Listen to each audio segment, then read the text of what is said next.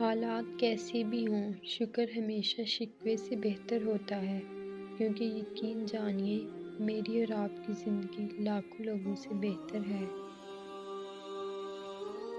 جب تک ہم اللہ کی ذات سے رابطہ اور تعلق استوار نہیں کریں گے، زندگی کی سلوٹیں بھی دور نہیں ہوں گی۔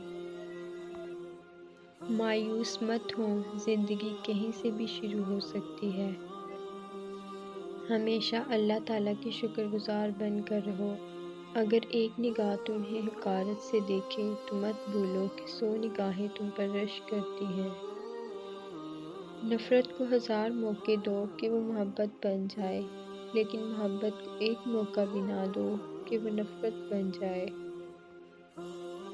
انسان زندگی میں میسر ہر شے کی کمی کے ساتھ ایڈجسٹمنٹ کر سکتا ہے، مگر دینے والا اگر محبت یا عزت میں ذرا سی بھی کمی کر دے تو وہ ناقابل برداشت ہوتی ہے۔ بعض اوقات منہ سے نکلی باتیں واقعی پوری ہو جایا کرتی ہیں، اور کچھ دعائیں بھی، بھلے وہ دیکھنے میں کتنی ہی ناممکن نظر آتی ہوں۔ چیزیں جتنی ناممکن ہوتی ہیں، اتنی ہی ممکن بھی تو ہوتی ہیں نا۔ حضرت علی رضی اللہ تعالیٰ عنہ نے فرمایا، سختی کے ساتھ تربیت کرنا ممکن نہیں۔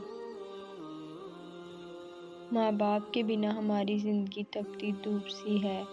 ہمارے والدین کوسے فضا کے رنگوں جیسے ہیں۔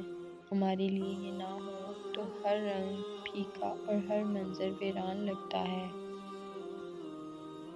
بیٹیاں عزا کرنے کی چیز نہیں ہوتی، بیٹیاں تو بہت انمول ہوتی ہیں، سین سین کر رکھنے کے لائق، ذرا سی ٹھیس سے بھی ٹوٹ جاتی ہیں، بہت نازک ہوتی ہیں بیٹیاں۔ خواب جیسے سارے منظر، دل کو باتیں پھر بھی نہیں۔ یہ ٹھیک ہے کہ تم ایک گلاب نہیں بن سکتے، لیکن اس کا یہ مطلب تو نہیں کہ اگر تم گلاب نہ بن سکو تو پھر ایک کانٹا بن جاؤ۔ یہاں ایک راز کی بات ہے، اور وہ میں تمہیں بتا ہی دیتا ہوں کہ جو شخص کانٹا نہیں بنتا، وہ بالآخر گلاب بن ہی جاتا ہے۔ عمل کے بعد نتیجہ نیت کا نکلتا ہے، اور لوگ سمجھتے ہیں قصور قسمت کا ہے۔ مجھے مہنگے تحفے نہیں پسند، اگلی بار جب آنا تو وقت لے آنا۔ اگر تم تھک نہیں رہے، اگر اس گھٹن زدہ معاشرے کے گھٹیا رسم و رواج تمہیں تھکا نہیں رہے ہیں تو سمجھ لیں آپ بھی اس گھٹیا معاشرے کا حصہ ہیں، آپ بھی معاشرہ ہیں۔ وہ اپنے ہونے کا یوں بھی احساس دلا دیتا ہے، لوگ بھول جائیں تو زمین ہلا دیتا ہے۔